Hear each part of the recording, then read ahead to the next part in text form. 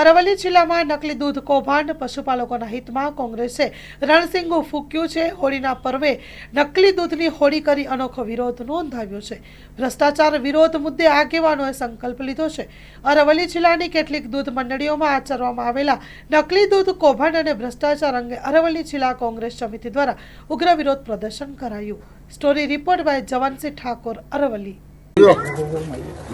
અરવલ્લી જિલ્લા કોંગ્રેસ સમિતિ દ્વારા આજે કલેક્ટરશ્રીને, જિલ્લા રજિસ્ટ્રાર સહકારી મંડળીઓ અને જિલ્લા પોલીસ વડાને નકલી દૂધ મુદ્દે આવેદનપત્ર આપવામાં આવ્યું છે।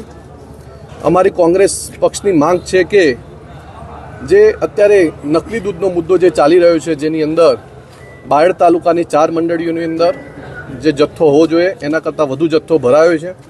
સાબરડેરીના સત્તાધીશોએ આજે ડેરીની કામગીરી પણ બંધ કરી છે। આપ સૌ જાણો છો એમ નકલી દૂધ જે બાળકોને આપવામાં આવતું હોય છે અને જે નકલી દૂધના કારણે જે લીવર, ફેફસા સહિતની મોટી બધી બીમારીઓ થતી હોય છે, ત્યારે જે અત્યારે ચર્ચાઓ જોર પકડ્યું છે એમ નકલી દૂધની અંદર યુરિયા ખાતર, mutton tallow, caustic soda, detergent powder સહિતની વસ્તુઓ ભેળવી અને જે જથ્થો દૂધનો હોય એના કરતાં ખૂબ જથ્થો મોટો કરવાનો જ્યારે એક મોટું ષડયંત્ર ચાલી રહ્યું છે, ત્યારે સ્વાભાવિક રીતે જો આ ષડયંત્ર ની અંદર મોટા માથાઓનો જો સાથ ના હોય તો આ વસ્તુ શક્ય બનતી નથી।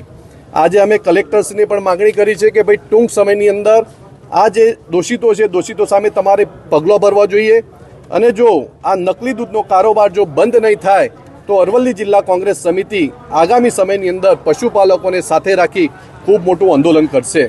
કારણ કે નકલી દૂધના કારણે જે પશુપાલકો સાચા અર્થમાં જે દૂધ ભરાવતા હોય છે એમને નફો મેળવવાની વાત હોય, બીજી બધી વાતો હોય, એમાં ખૂબ મોટું નુકસાન પણ થતું હોય છે।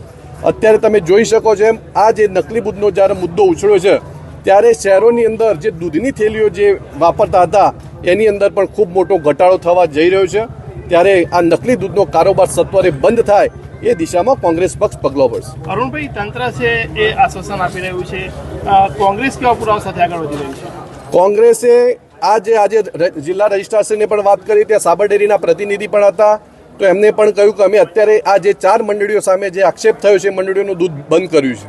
ત્યારે એમને એવું પણ કહ્યું કે ભાઈ જે દૂધ ભરાવવા માટે જે 2 સભાસદોનું દૂધ આવતું હતું એ સિવાય બાકીના જે સભાસદો છે એમને શું નુકસાન એમ એ, કારણ કે દૂધ જે ભરાવવાવાળા છે એ લોકો ક્યાં જાય, એટલે આ ચોર કોટવાને દંડે એવી વાત છે।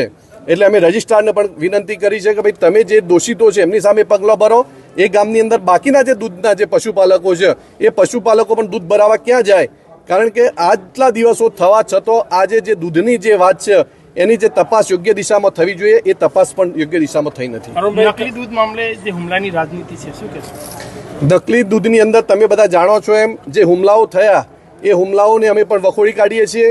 જાહેર જીવનની અંદર જો નકલી દૂધના મુદ્દે જો હુમલાઓ થતા હોય તો બિલકુલ આ લોકશાહીમાં ચલાવી લેવાય નહીં, એટલે અમે પણ એને વખોડી કાઢીએ છીએ। અરુણભાઈ, કદાચ કોંગ્રેસ આગળના સમયમાં કોઈ કાયદાકીય લડત નકલી દૂધ સામે લડશે ખરું? હા, ચોક્કસપણે।